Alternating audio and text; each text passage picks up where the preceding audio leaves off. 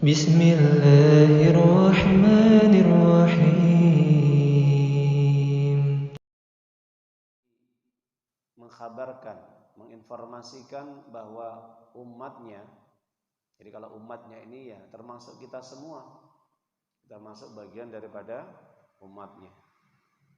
Beliau memberitahukan di dalam perkataan beliau, dalam sabda beliau, la taqumu hatta ta'khudha ummati bi akhdil quruni qablaha shibran bi shibrin dira'an bi dira'in,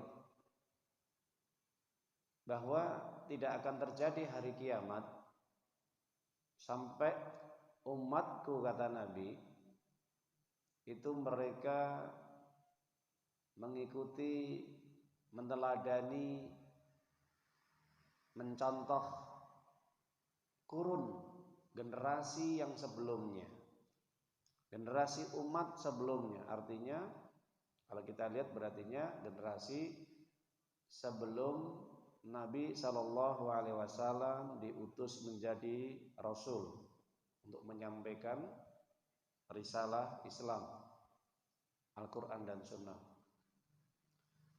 Kemudian kila ya Rasulullah Shallallahu Alaihi Wasallam, kemudian ditanyakan, wahai Rasulullah, kafaris wa Rum, bukankah mereka itu dari umat ataupun orang-orang Romawi dan Persia, Rum, ya, bangsa Romawi dan bangsa Persia? Faqala wa manin nas illa ulaik. Kalau bukan mereka siapa lagi? Artinya Nabi mengokohkan, membenarkan, membetulkan apa yang telah diutarakan oleh sahabatnya. Artinya umat Islam ini akan mengikuti jejak, mengikuti apapun dalam kehidupan yang dicontohkan oleh orang-orang Romawi dan Persia. Hal ini pun ya ditegaskan di dalam hadis yang lain. Hadis ini diriwayatkan oleh Imam Bukhari dan juga disampaikan di dalam hadis Imam Muslim. Di dalam hadis Imam Muslim dari Abu Sa'id Al-Khudri radhiyallahu anhu, Rasulullah sallallahu alaihi wasallam juga bersabda, la tatabi'unna sananal ladzina min qablikum shibran bi shibrin dira'an bi dira'in hatta law dakhalu fi juhri dabbin lattaba'tumuhum. Qulna ya Rasulullah al-yahud wan nasara.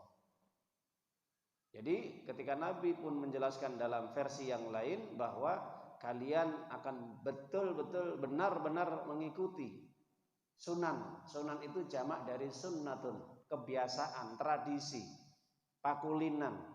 Kalau orang Jawa bilang, apapun gaya hidup, mulai dari apapun yang mereka miliki, terkhusus apalagi dalam urusan ibadah, dalam urusan keyakinan, dalam urusan akidah, maupun urusan kehidupan mereka yang sebelumnya itu belum pernah dikenal oleh umat-umat sebelumnya dari kalangan para rasul yang diutus oleh mereka. Maka muncul bangsa Romawi dan Persia membawa adat istiadat, tradisi, keyakinan, akidah, ibadah dan yang lainnya. Sehingga dari situlah maka Nabi mengatakan, kalian nanti, kata Nabi Shallallahu Alaihi Wasallam, umatku yang mengaku Islam itu akan mengikuti, akan lebih condong, cenderung kepada mereka. Bahkan ketika mereka masuk ke dalam lubang biawak, maka kalian akan pun masuk ke dalamnya. Mereka masuk ke dalam lubang biawak, kalian pun mengikuti masuk ke dalamnya. Maka para sahabat bertanya, bukankah mereka golongan Yahudi dan Nasrani? Maka bagaimana pendapat Nabi? Betul. Siapa lagi kalau bukan mereka? Nah, jadi kalau kita fahami para jamaah Bapak Ibu terkait dengan dua hadis riwayat Nabi Sallallahu Alaihi Wasallam ini, Maka para ulama menjelaskan sebagaimana Syekhul Islam Ibnu Taimiyah di dalam kitab Iqtida'us Shiratal Mustaqim, beliau mengatakan bahwa umat Islam ini akan betul-betul condong dan mengikuti gaya apa yang ditunjukkan oleh orang-orang kafir Yahudi dan Nasrani. Mereka lebih berkiblat kehidupan orang-orang kafir Yahudi dan Nasrani dari bangsa Romawi dan Persia, baik mereka menyembah api atau mereka menyembah Nabi Isa alaihissalam. Jadi para jamaah Bapak Ibu yang dimuliakan oleh Allah Subhanahu wa taala, maka ini menunjukkan jelas kondisi akhir zaman sekarang, maka kita bisa perhatikan. Maka kemarin sudah kita menjelaskan di antara beberapa contoh-contoh yang dimana kaum muslimin ini lebih berkiblat, lebih mengikuti pola hidup yang dibuat oleh orang-orang kafir barat atau orang-orang kafir Yahudi dan Nasrani. Maka kalau kita perhatikan para jamaah Bapak Ibu, apa tujuan orang-orang kafir Yahudi dan Nasrani ini membuat tatanan kehidupan yang tidak sesuai dengan tatanan kehidupan nizamul hayah yang diatur, yang dibuat, yang diciptakan oleh Allah Azza wa Jalla. Kenapa?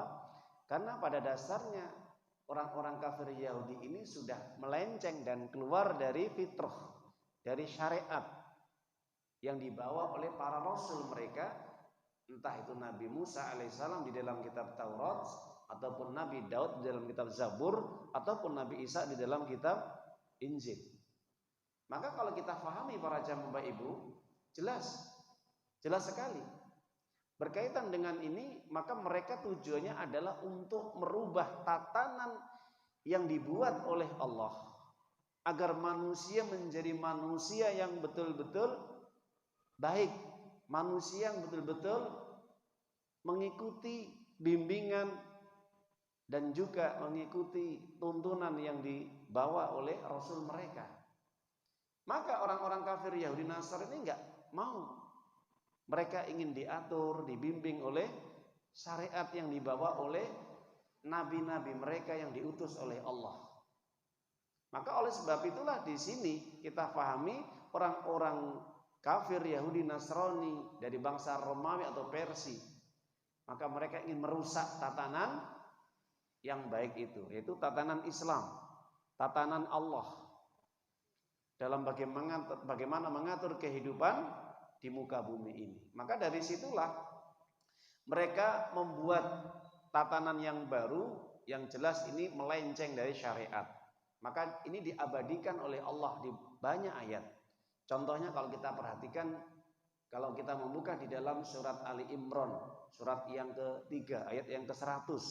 Apa kata Allah?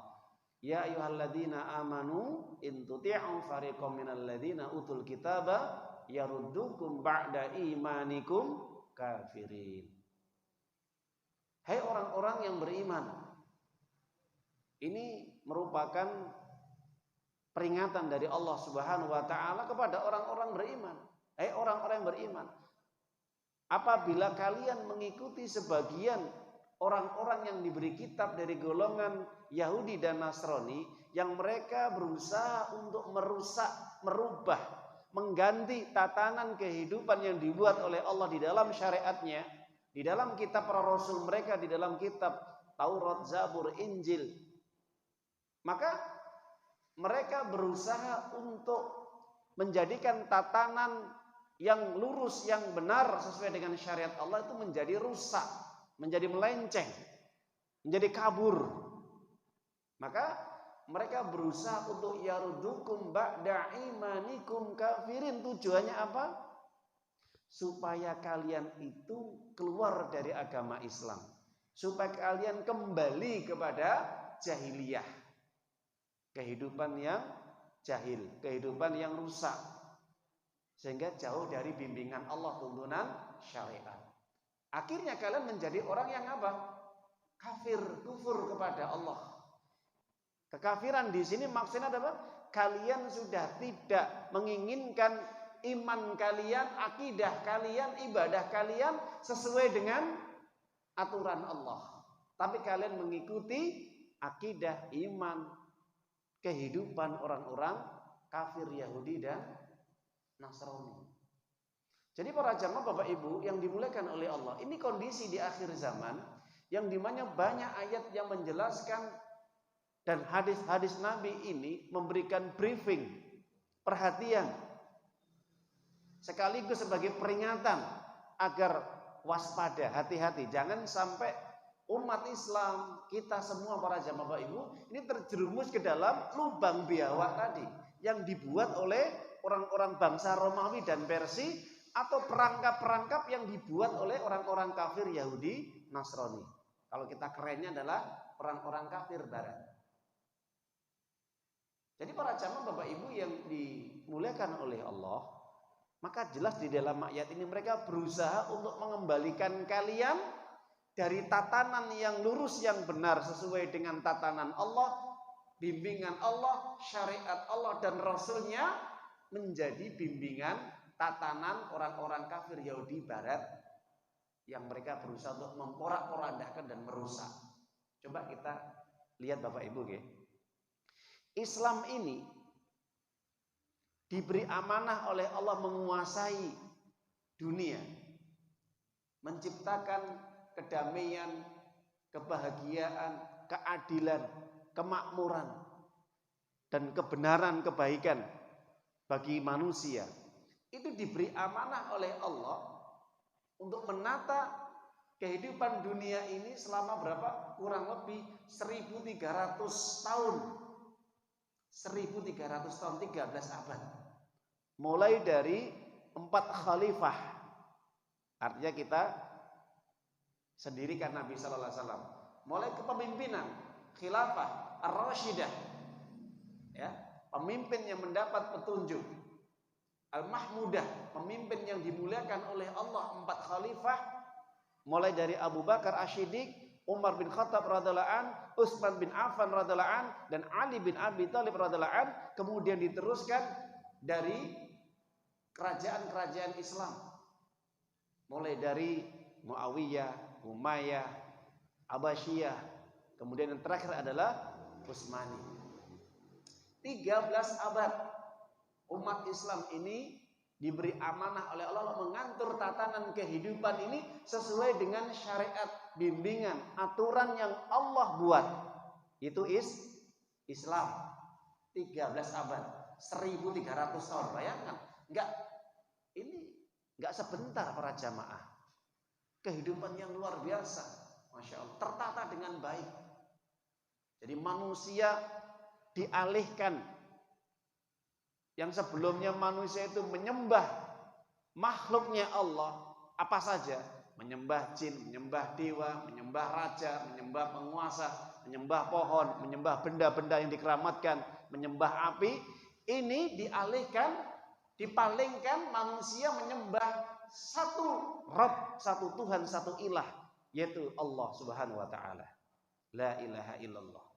Maka para jamaah Bapak Ibu ini jelas. Kalau kita perhatikan dalam sejarah, ketika runtuhlah pemerintahan Islam Turki Utsmani kurang lebih tahun 1924, dan tidak ada tatanan yang benar-benar bisa memberikan kedamaian, keadilan, kebaikan di muka bumi ini. Hilang, diporak-porandakan, dirusak oleh orang-orang kafir Yahudi dan Nasrani, orang-orang kafir Barat. Apa yang terjadi? Cukup Allah berikan, ya, mereka bisa menguasai dunia, mereka bisa menggenggam dunia ini 100 tahun. Seperti apa terjadi? Hancur kehidupan manusia, rusak kehidupan manusia, mulai dari keyakinan, mulai dari ibadah, mulai dari apapun kehidupan mereka, ekonomi, ya, tatanan keluarga. Kita lihat tatanan keluarga, banyak keluarga yang jauh dari nilai-nilai Islam. Tatanan keluarga yang tidak mengikuti aturan Allah. Bagaimana pendidikan? Rusak. Ekonomi rusak. Pendidikan rusak.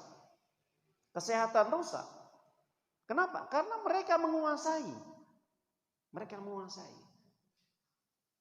Makanya para jamaah Bapak Ibu yang dimuliakan oleh Allah Subhanahu wa taala, jadi Yahudi ataupun Nasrani ini menghegemoni, menguasai dunia. Hari ini Pak ya, hari ini kita rasakan mereka diberi wewenang oleh Allah menguasai dunia. Umat Islam lemah, umat Islam tidak berdaya. Sampai nanti berubah, akan berganti masa, Allah akan menakdirkan kembali lagi umat Islam akan menata dunia. Kapan itu waktunya? Wallahu a'lam. Meskipun di dalam prediksi hadis Nabi nanti akan 100 tahun sekali akan terjadi pergantian. Tapi semua itu adalah atas kehendak Allah Azza wa Jalla. Para jamaah Bapak Ibu yang dimuliakan oleh Allah, kita kembali satu persoalan apa yang disampaikan Nabi. Bahwa ketika Nabi menyampaikan ini, maka Nabi sudah merasakan turut prihatin. Jadi umatnya akan luar biasa mengalami kerusakan dalam bidang apapun, keyakinan, ibadah, tatanan hidup mereka itu akan rusak. Demi persatu, sejengkal demi sejengkal, sehasta demi sehasta. Ini membuktikan pelan tapi pasti. Pelan tapi pasti. Enggak langsung, tapi butuh proses. Ya. Jadi kalau untuk merubah keyakinan umat Islam, merusak akidah Islam dari tubuh kaum muslimin itu butuh proses, step by step. Makanya katakan Nabi, sibron bisibrin diro'an bidirin, sejengkal demi sejengkal, sehasta demi sehasta. Ini menunjukkan proses. Mereka proses bagaimana untuk merusak tatanan kehidupan kaum muslimin agar umat Islam itu jauh dari Al-Quran, jauh dari hadis-hadis Nabi, dari tatanan yang dibawa oleh Nabi Sallallahu Alaihi Wasallam, yaitu ajaran Islam atau syariat Islam. Para jamaah Bapak Ibu yang dimuliakan oleh Allah Subhanahu Wa Taala, maka jelas kalau kita lihat lebih tegasnya Nabi, lebih tegasnya lagi kita lihat ayat Allah Subhanahu Wa Taala di dalam surat Al-Baqarah. Di dalam surat Al-Baqarah ayat yang ke-109 Allah menyatakan, kalau kita membuka surat yang kedua, wadda katsirum min ahlil kitabi la yaruddunakum min ba'di imanikum kufaran hasadan min indi anfusihim. Perhatikan dalam ayat ini. Wadda katsirum min ahlil kitab, ya. Banyak di antara orang-orang kafir Yahudi dan Nasrani, mereka berusaha untuk memalingkan umat Islam dari agamanya. Coba perhatikan ayat ini. Mereka berusaha untuk menggelincirkan umat Islam itu dari tatanan aturan syariatnya, yaitu Islam. Disebabkan karena apa Bapak Ibu? Kufaron hasada min indi anfusihim. Dengki. Jadi orang kafir itu nggak senang dengan tatanan Islam sejak awal.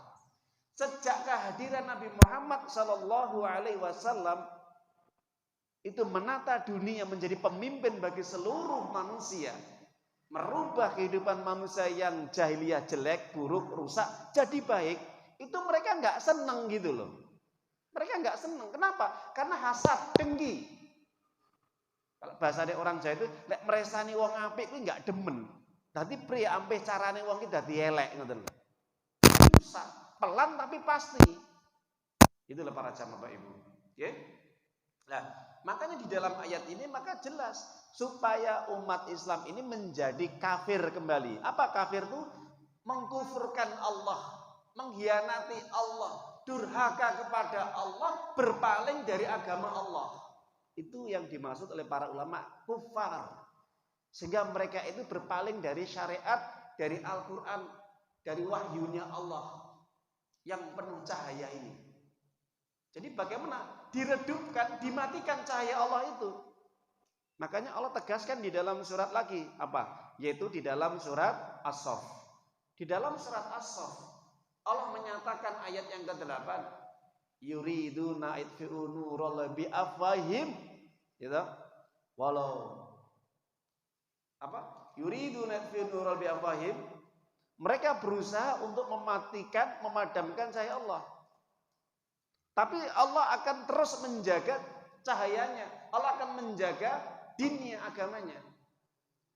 Itu sudah jelas para jamaah Bapak Ibu. Mereka berusaha untuk memadamkan, mematikan kebenaran. Perkara yang hak, yang baik itu bagaimana bisa dihilangkan gitu loh. Nah ini kan jelas ya. Jadi di dunia ini cuma ada dua kubu. Ahlul haq dan ahlul batil. Orang yang berpegang kepada kebenaran dan berpegang kepada kebatilan. Orang yang lurus benar baik dan orang yang cacat rusak nyeleweng. Itu akan terus mereka berperang, bermusuhan. Jadi nggak gaduk ya, nggak bisa bertemu, itu nggak bisa. Orang baik dengan orang jelek nggak bisa bertemu. Hitam putih nggak bisa bertemu. Air minyak nggak bisa bertemu. Jelas. Jadi kalau kita perhatikan, maka ini sudah menjadi apa? Sunatullah, sudah menjadi ketetapan Allah yang baku, yang tidak bisa dirubah. Ya, la tabdila li sunatillah, tidak akan berubah ketetapan Allah. Para jamaah Bapak Ibu yang dimuliakan oleh Allah Subhanahu wa taala, maka itu penyebabnya mereka dengki, nggak senang dengan kehadiran Nabi.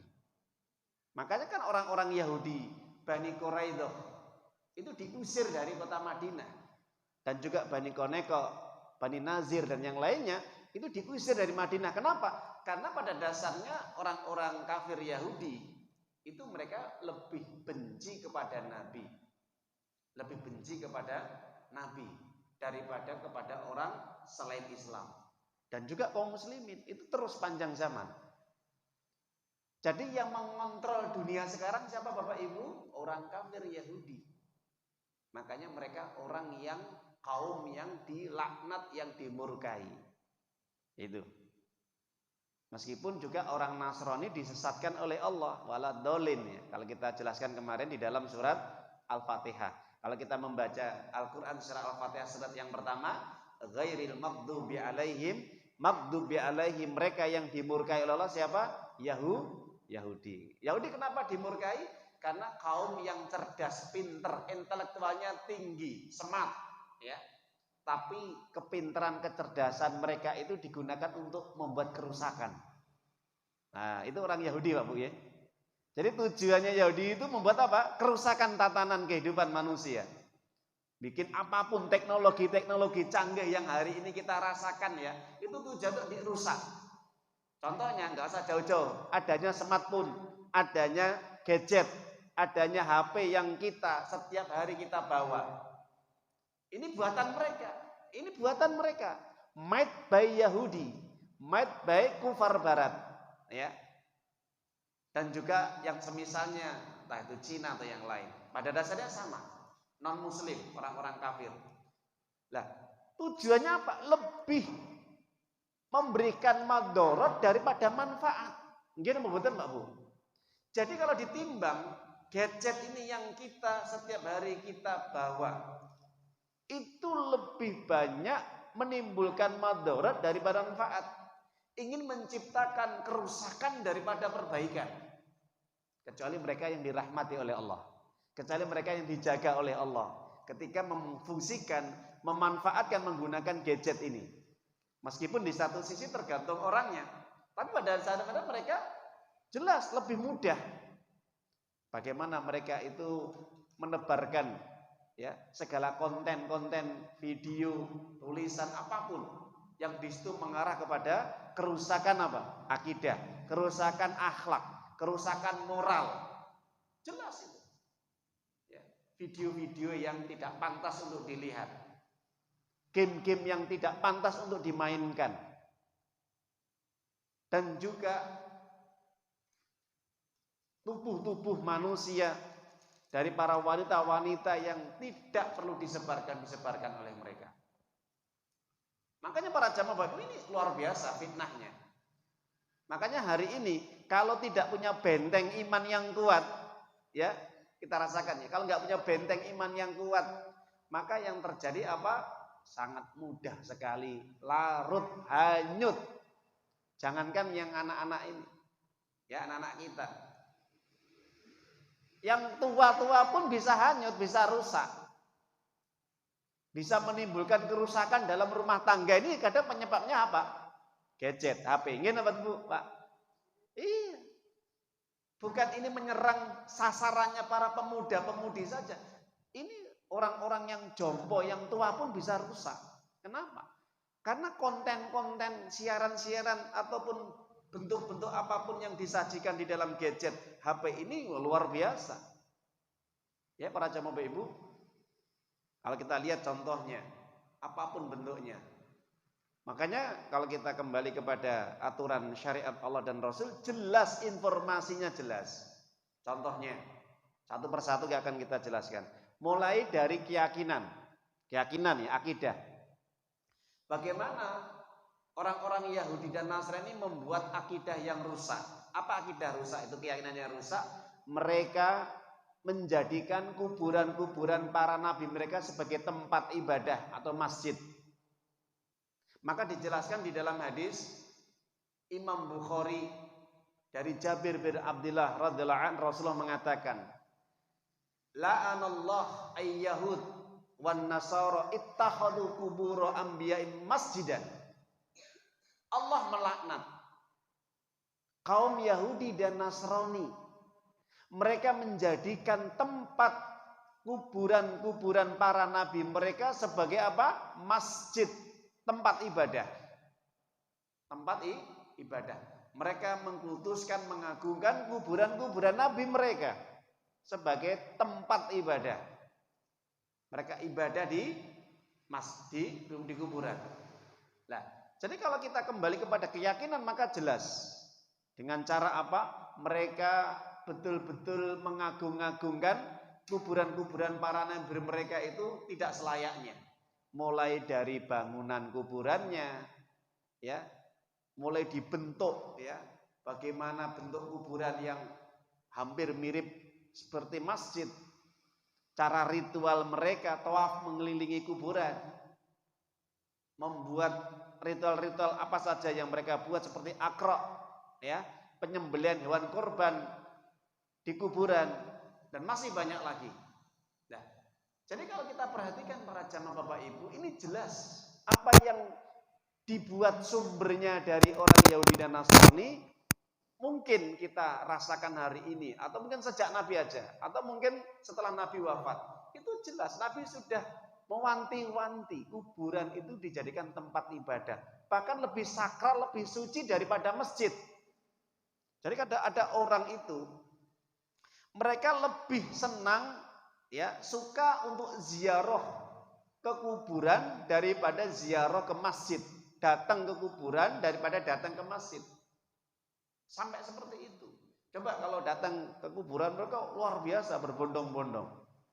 Berbondong-bondong mereka. Tapi kalau datang ke masjid, kita lihat berapa orang yang datang. Ini fenomena yang terjadi akhir zaman sekarang ini. Maka saya katakan, para ulama mengatakan kuburan akan menjadi tempat yang lebih suci daripada masjid. Kenapa? Karena mereka lebih cenderung untuk ibadah di kuburan daripada di masjid. Tawaf, menyembelih hewan korban, sholat mungkin di atas kuburan-kuburan para nabi mereka, dan masih banyak lagi. Jadi para jamaah Bapak Ibu, itu dalam hal keyakinan. Padahal Nabi sendiri mengatakan adab di kuburan itu sudah diatur sama Allah. Contohnya apa? Ketika ada orang meninggal dunia, bagaimana kita memperlakukan jenazah itu sudah diatur. Rasulullah mengatakan dalam hadis dari Ibunda Aisyah radhiyallahu anha yang jadi sahabat yang lain, bahwa naha Rasulullah sallallahu alaihi wasallam ajassasa al-qabru ayuk ada alaihi wa ibna alaihi ay iktaba lahu. Bahwa Nabi itu melarang keras setiap kuburan itu diberi kapur, jassisu, dikapur. Kalau sekarang itu orang oke lah disemen, ya, atau mungkin dicat, begitu bagusnya, begitu indahnya. Wa yuqa'ada alaihi, dijadikan sebagai sarana tempat untuk duduk-duduk istirahat, ya. Dan juga kata Nabi yumna alaihi, sebagai juga tempat bangunan. Masjid ada bangunannya luar biasa nih Bapak Ibu nggih. kuburan seperti apa? Maaf, kuburan itu dibangun begitu indahnya, luar biasa. Ya. Ini sudah menjadi prediksi. Ya. Bahkan diberi tulisan-tulisan dalam riwayat yang lain. Ya. Para jamaah Bapak Ibu yang dimuliakan oleh Allah, ini memang kebiasaan sunan atau sunnahnya orang-orang Yahudi dan Nasrani seperti itu. Ketika ada orang soleh mereka meninggal dunia, mereka membuat bangunan yang bagus, ya, ada kubahnya juga. Kemudian mereka juga mengkijingnya ataupun menyemennya, mentekelnya. Kemudian dikasih lampu di atasnya kuburan tersebut, ya. Kemudian juga mereka tawaf mengelilingi kuburan, menyembelih hewan di samping kuburan orang-orang soleh atau para nabi mereka, atau mereka sholat juga menghadap kuburan. Nah itu. Kemudian juga nggak tanggung-tanggung biaya yang dikeluarkan untuk ngopeni ngurusi kuburan itu kadang-kadang lebih mahal daripada bangun masjid. Sampai seperti itu. Ini kondisi akhir zaman. Jadi para jamaah Bapak Ibu, ini keyakinan ya, akidah. Nah itu. Jadi kalau kita lihat disitulah umat Islam itu mereka lebih mengsakralkan, ya, lebih mengistimewakan, mengkultuskan kuburan daripada masjid, rumah-rumah Allah Subhanahu wa taala. Ini persis tasabuh. Apa tasabuh? Menyerupai akidah keyakinannya orang-orang Yahudi dan Nasrani. Maka mereka dilaknat sama Allah Yahudi dan Nasrani. Jadi kalau ada umat Islam menyerupai mereka, naudzubillah, dilaknat. Itu. Bahkan nggak tanggung-tanggung ya. Orang-orang Nasrani ini membuat apa? Patung nabi mereka yang mereka sembah, Nabi Isa alaihissalam atau Bunda Maria, ada kuburan besar. Makanya Ibunda Isa ini pernah ketika melewati di satu wilayah Yaman itu, maka di situ ada kuburan yang bagus-bagus kuburannya orang-orang Nasrani, yang dimana di situ ada ya kubah-kubah dan juga di situ ada juga gambar-gambar atau patung-patung Bunda Maria, ya, kemudian Al-Masih juga lah itu. Sampai seperti itu. Luar biasa para jamaah. Itu keyakinan. Ibadah juga seperti itu para jamaah Bapak Ibu. Kemudian kalau kita lihat juga model, ya, kehidupan dalam model. Cara hidup mereka, bagaimana cara berjalan, cara berpakaian, cara makan. Kalau kita lihat para jamaah Bapak Ibu, contoh ketika ada seorang laki-laki cara berpakaian, bergaya sebagaimana pakaian perempuan atau gaya perempuan, ini sudah jelas. Ini memang orang Yahudi menciptakan seperti ini. Laki-laki pakai tindik, ya, pakai suweng. Itu kan modelnya orang-orang Yahudi. Mereka senang seperti itu. Berpakaian perempuan dipakai laki-laki. Mereka bencong, ya, waria. Atau pakai anting di hidung ada ya. Nah, ya itu. Atau laki-laki pakai emas. Entah itu cincin, kalung, ya, gelang atau yang lainnya. Pakai sutra yang pernah kita jelaskan. Itu gaya, pakaian, aksesoris apa saja yang pada dasarnya itu adalah miliknya wanita tapi dipakai laki-laki.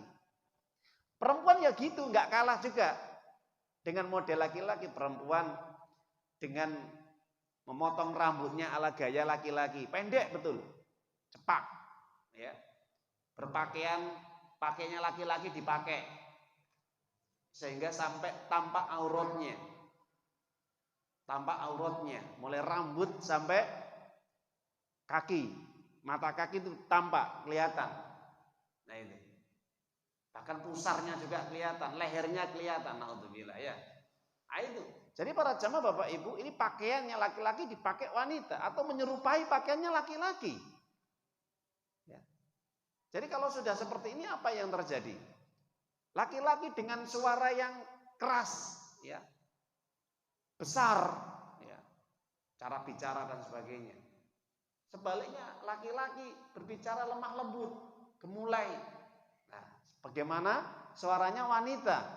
Cara berjalan gitu, laki-laki berjalan seperti perempuan, perempuan berjalan sebagaimana laki-laki. Ya, ini kondisi di akhir zaman seperti ini para jamaah Bapak Ibu kalau kita lihat di luar biasa.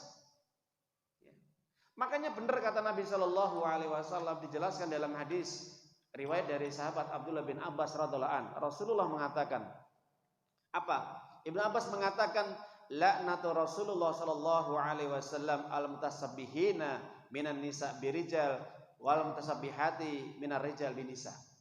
Dalam hadis Imam Bukhari ini, Nabi Shallallahu Alaihi Wasallam melaknat siapapun laki-laki yang bergaya menyerupai wanita. Wanita pun mendapat laknat dari Nabi yang mereka bergaya cara apapun, ngomong, bicara, berjalan, apapun, sebagaimana perilakunya laki-laki. Itu dilaknat oleh Nabi Shallallahu Alaihi Wasallam. Ya, karena pada fitrahnya manusia itu sudah Allah ciptakan sesuai dengan kondisinya masing-masing, sudah ideal. Laki-laki seperti ini, bicara seperti ini. Nadanya agak keras, nadanya agak betul-betul tegas, itu. Jalannya agak cepat, itu. Cara pakaiannya juga sudah Allah berikan, itu fitrahnya. Perempuan seperti itu, dibuat fitrah itu wanita adalah gemulai, lemah lembut, ya, dan juga pelan, itu. Jalannya juga santai. Jadi para jamaah Bapak Ibu bicaranya juga ya lemah lembut. Ya. Maka ini fitrah. Tapi kalau fitrah ini sudah keluar dari masing-masing kodrat yang Allah buat kepada manusia ini, apa yang terjadi? Sudahlah. Ini menjadi bentuk turunnya laknat dari Allah melalui lisan Rasulnya Shallallahu Alaihi Wasallam. Dilaknat. Dijelaskan dalam hadis rawahu juga Imam Ahmad, riwayat juga dari sahabat Abu Hurairah radhiallahu an. Rasulullah sallallahu alaihi wasallam juga melaknat. Anna Rasulullah sallallahu alaihi wasallam, ya, Nabi itu melaknat siapa? Yaitu laki-laki yang berpakaian pakaiannya wanita. Ar-rajulu yalbasu lubsatul mar'ati. Laki-laki memakai pakaiannya wanita.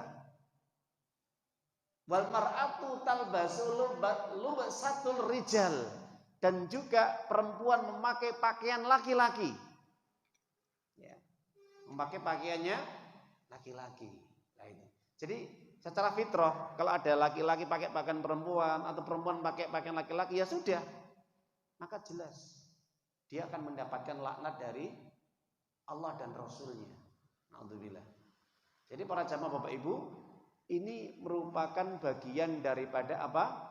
Kondisi akhir zaman, semakin dekatnya hari kiamat, tatanan moral, akhlak, keyakinan, akidah ini sudah porak-poranda rusak. Kenapa? Karena mengikuti gaya yang dibuat, diciptakan oleh orang-orang Yahudi dan Nasrani. Ini tanggung jawab orang tua ya. Orang tua, kita sebagai orang tua ini harus ekstra hati-hati. Kenapa? Karena sedikit sekali kita lalai sudah hancurlah. Nah, itu.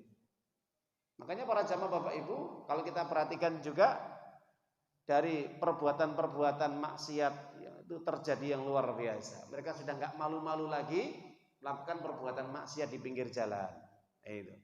Sebagaimana binatang, itu jelas. Itu kan perilakunya orang-orang kafir Yahudi dan Nasrani. Mereka tidak malu-malu untuk apa? Berbuat maksiat. Contoh saja, ini hati-hati Bapak Ibu nggih. Jangan sekali-kali menampakkan di media sosial yaitu kemesraan suami istri. Suami mencium istrinya, istri mencium suaminya di medsos, kemudian diupload. Kemudian dilihat, dipandang, diperhatikan oleh orang banyak. Naudzubillah. Jangan. Rasulullah sallallahu alaihi wasallam mengatakan, Allah melaknat ketika laki-laki menceritakan hasil hubungan istrinya, istrinya pun menceritakan hasil hubungan suaminya, atau keduanya menceritakan perbuatan-perbuatan yang harusnya itu adalah hanya milik keduanya, bukan milik publik. Hati-hati para jamaah ibu. Buat apa kita ini pamer-pamer? Gak penting. Ya, jadi kalau udah suami istri hanya kita yang tahu, yang paham, yang ngerti, yang merasakan. Orang lain tidak boleh tahu. Karena banyak nanti dampaknya. Ada apa? Ain. Ain itu apa? Penyakit jahat. Hati-hati ya, penyakit jahat itu ain namanya. Rasulullah mengatakan, hati-hati kalian dengan adanya hasad. penyakit dengki dan ain. Ain itu adalah yaitu sihir mata ketika orang itu iri ketika melihat apapun yang kita upload, ya, kemesraan-kemesraan kita dengan istri kita atau dengan suami kita. Maka kalau orang tidak senang jahat, maka akan disihir. Atau kalau tidak penculikan, itu kan pengaruh ain mata, pandangan itu jin itu para jamaah Bapak Ibu, hati-hati. Makanya ya kita sampaikan, para ulama juga jelas sudah memberikan fatwa, hati-hati jangan sampai menampakkan kemesraan di medsos. Mesra itu hanya untuk milik pribadi, khusus untuk keluarga, orang lain nggak perlu. Apalagi kalau sudah menjadi sesuatu yang sangat khusus, ya. Kita lihat banyak ya. Suami mencium istrinya, istrinya mencium suaminya, dipoto kemudian disebarkan. Agar seperti apa? Ini loh, kami bahagia. Bahagia nggak seperti itu. Bahagia nggak seperti itu, ya. Itu menampakkan sesuatu aib, ya, aib dirinya, aib keluarganya, suami dan istrinya di hadapan orang banyak. Hati-hati. Kalau orang menampakkan sesuatu atau memberikan contoh perbuatan yang salah, dosa, maka akan diikuti orang-orang yang mengikutinya, dia akan mendapatkan dosa jariyah, dosa yang mengalir terus. Hati-hati para jamaah Bapak Ibu, nggih. Man da'a ila dolalatin, ya, fa'alai wizr wa wizru man tabi'a min ba'dihi la yanqusu min azarim syai'a. Barang siapa yang dia menunjukkan sesuatu yang tidak baik atau kesesatan atau penyimpangan atau maksiat atau yang tidak pantas untuk dilihat atau menyebarkan, share sesuatu yang itu berbau maksiat, dia akan mendapatkan dosa dan dosa orang yang mengikutinya tanpa dikurangi. Naudzubillah min dzalik. Sampai hari kiamat. Sampai hari kiamat. Kita nasihati keluarga kita. Tidak usah, enggak penting itu. Buat apa? Ada muncul riak, apa? Pamer, jelas riak pamer. Ini loh, kami bahagia. Itu, ya. Orang bahagia tidak itu bisa cukup dilihat dari karakternya, akhlaknya, perilakunya, ucapannya terhadap keluarga dan istrinya, cukup. Ya. Jadi para jamaah Bapak Ibu, mungkin ini yang kita sampaikan pada kesempatan berbahagia ini. Semoga apa yang kita sampaikan ini bisa memberikan banyak